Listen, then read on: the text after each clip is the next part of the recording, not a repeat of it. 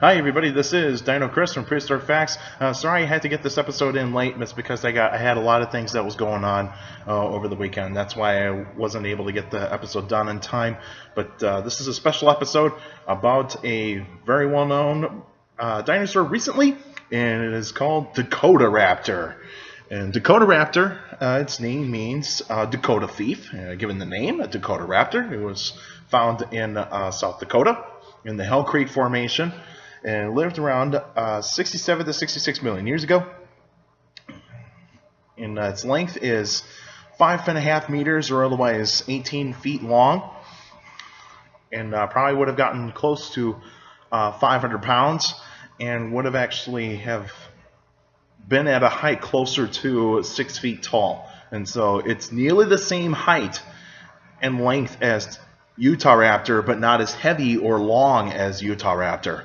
And so Utahraptor still remains the biggest dromaeosaur ever found. And so Dakotaraptor, when it was found in 2005.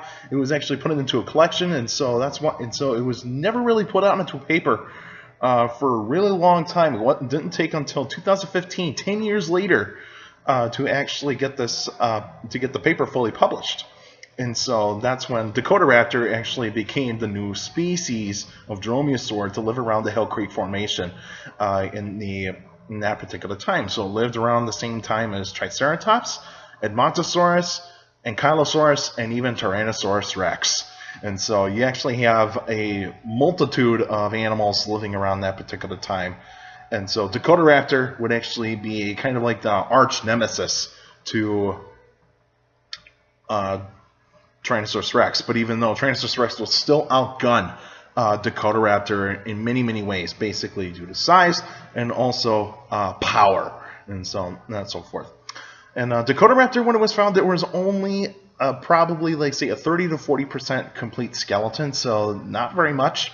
But they found a nearly complete foot. They have found a complete arm. They found a few vertebrae, some ribs, but that's it. And so this Utahraptor claw would actually be the kind of almost like the resemblance of Dakotaraptor's killing claw on the foot. And Dakotaraptor's is probably a tad bit the same size, or otherwise basically the same size as Utahraptor killing claw. So it was a very vicious looking raptor. It would actually be closely related to Deinonychus, and so that's why Dakotaraptor kind of has a skull that you see in some pictures of the skeleton look a lot like Deinonychus, and so they believe Dakotaraptor was probably almost like Deinonychus, but they haven't found the complete skull yet. So hopefully many trips to the Hell Creek Formation that paleontologists can actually do, they can actually find more Dakotaraptor specimens to hopefully find the complete skull. And so that would actually be the case, is to find the complete skull of Dakotaraptor. It took a while for paleontologists to actually find a complete skull of Utahraptor, and so there you have it. And so Dakotaraptor would be a fast, deadly predator. So this thing would probably go as fast as, say, maybe close to 30 miles per hour. And so this was a very fast, agile dinosaur, and also was a very intelligent dinosaur. So it's got a big brain for its body size.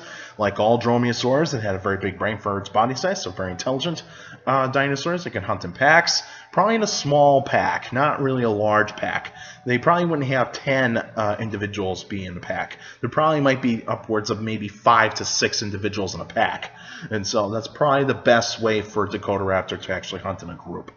And so it would go after Edmontosaurus, probably go after Triceratops. It would not dare go near Ankylosaurus very much, because Ankylosaurus is so heavily armored, it would not even dare actually dig its claws into an Ankylosaurus.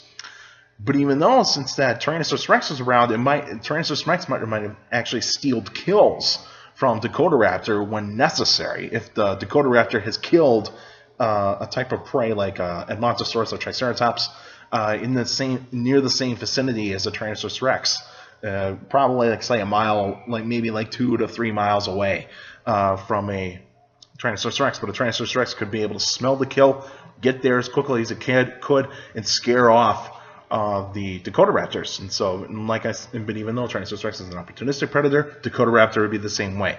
Dakotaraptor would be able to scavenge when necessary. So probably when T-Rex was possibly finished eating its kill, Dakotaraptor was probably waiting, like in the bushes or otherwise in the forest, and just wait for that Tyrannosaurus Rex to actually just get out of there. Just like when finished eating, and then get out of there, and then pretty much just feed on the scraps. Tyrannosaurus Rex would go after the more nutritious in organs and also the meats, whereas Dakotaraptor would have to feed on the really fatty types of meat.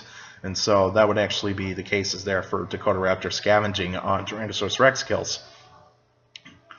But since that Dakotaraptor would actually be a very fragile dinosaur, so that's why the skeletons of dromaeosaurs are very fragile, and so they're very delicate. So they actually have to be very careful around certain prey they attack.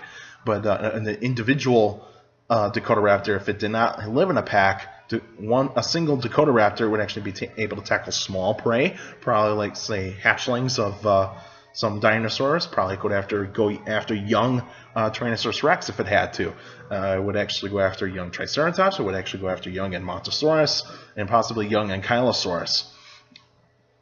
And so that would actually be the case for Dakotaraptor actually capturing small prey as an individual, not in a pack.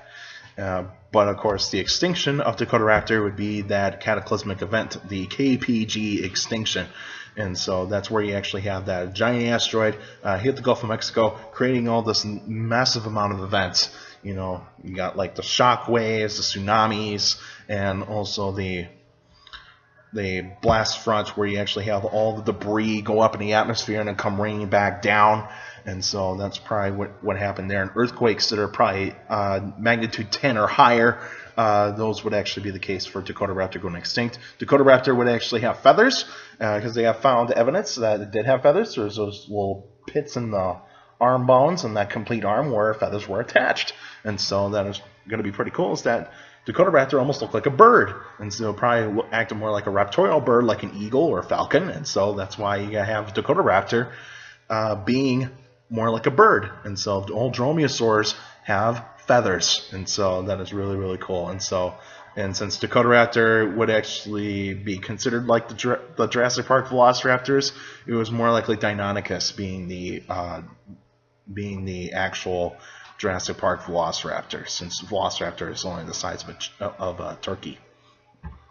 All right, that's it for now. No, next week this coming Friday, would actually be a Q&A episode. So if you got any questions about dinosaurs or any other prehistoric life, feel free to email me at dinochrist71@gmail.com, or go on my Facebook page, Prehistoric Facts of Dino Chris. Like the page, you get your post your questions in the comment section or on the wall on my Facebook page. Remember, keep your questions short and to the point. You could also follow me on Twitter at CSJRLL. That's my Twitter page. I post pretty cool stuff on there. Also, take care of the people around you, and also for younger people out there, and to make sure to listen to your parents, your teachers, and your guardians. It's the best motivation you can have. A good education. It's very important to have a good education. So with a good education, you do a good job in the future. And I'll show you something right here. Here's a dire wolf skull right here. So bark at the moon if you have to. No to Ozzy. And so there's your dire wolf skull. And remind me if you actually want me to talk about dire wolf as a special episode, let me know, because I can talk about this guy, because this is a really cool looking skull right here that is in this museum. All right, that's it for now, and I'll see you guys this coming Friday.